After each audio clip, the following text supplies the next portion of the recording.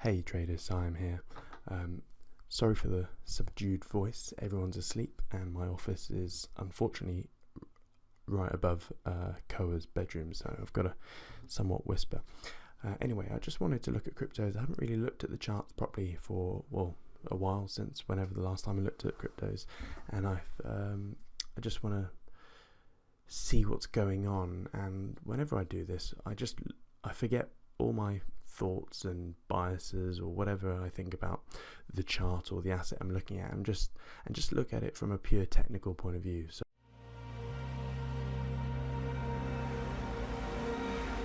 for example, it would be handy having a feature where I could just get rid of all the gubbins, all the price, and just look at the pure candlesticks.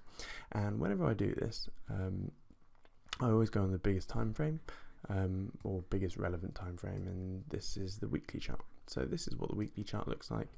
Now unfortunately we only go back to 2015, 2014 on Coinbase. I mean, if you use Bitstamp, it goes back a bit further, but I've obviously doodled all over this and I don't really want to lose my doodlings. So yeah, so let's just go back to Coinbase and have a look at this. So I've got a couple of different, so those who know me, I've used the 8 and 21 EMA for like freaking 10 years now, so I always put them in, because when a market trends, nearly every asset you look at, the 8 and 21 are just freaking awesome. And like a higher level moving average, I tend to have a look at the 50, 100, 250, and sometimes the 500. What I found is that with Bitcoin, the 100 EMA on the daily chart is quite interesting. We'll show you that in a sec.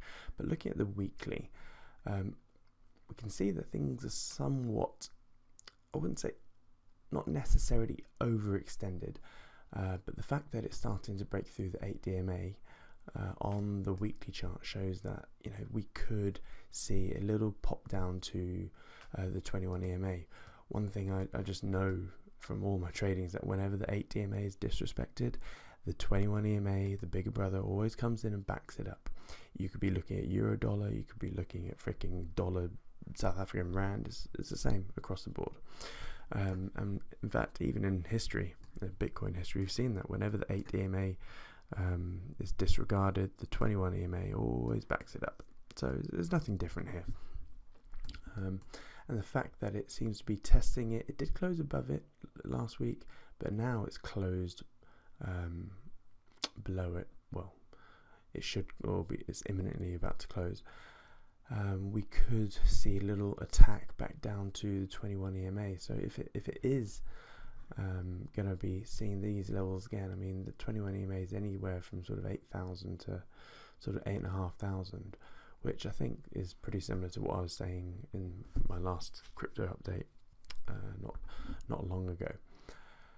So that's interesting. I'm not saying it will, but if I had a gun to my head and I was forced to place a trade, yeah, I'd be shorting this. I would say, yeah, a little drift down to 8,000 to 8,500 just by looking at the weekly chart. So let's have a look at the daily chart. And yeah, and so the 100 EMA is an interesting one, because this tends to be is it the one,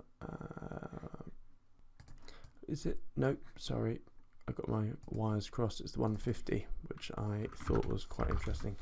So yeah, the 150 EMA on the daily chart for Bitcoin is one which tends to be looked at all the time, and yeah, whenever we see let's say a bull market in this case, whenever the 8 and 21 is disrespected or disobeyed, the 150 is always there to back it up, and we always see the 850. Yeah, it did breach through here previously, but there has been many occasions in Bitcoin's history consistently where the 150 has simply just battered it away. Obviously, other than the bear market we've had. But then again, on the other way around, when we're in the bear market, it's also it's a bit looser, but it has used the 150 as resistance, and it's just batted its way down. So now we're above this. It wouldn't be surprising at all if we saw a little pop down to this 150 EMA on the daily. And where is this sat at? So this is sat at pretty much the same levels, 8,250. So I'd say, yeah, 8,000 to 8,500 is, for me personally, something which is quite likely. Looking from a purely technical point of view, of course. So yeah, it's sort of this level here, or this support. So yeah, I just thought that was interesting. Also, when you're looking at this, we had the double top which played out as I mentioned a few weeks ago, so that's quite good. And this, it's still playing out as I speak. And this, what we're seeing here, is simply just a dead cat bounce.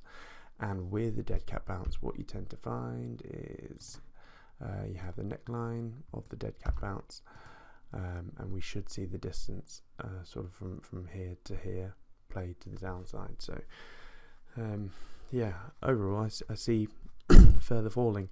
What am I going to do? I'm going to do absolutely jack shit. I'm going to sit on my hands and do nothing. But what I will be looking at is, if we get around sort of the 150, I'm looking to buy.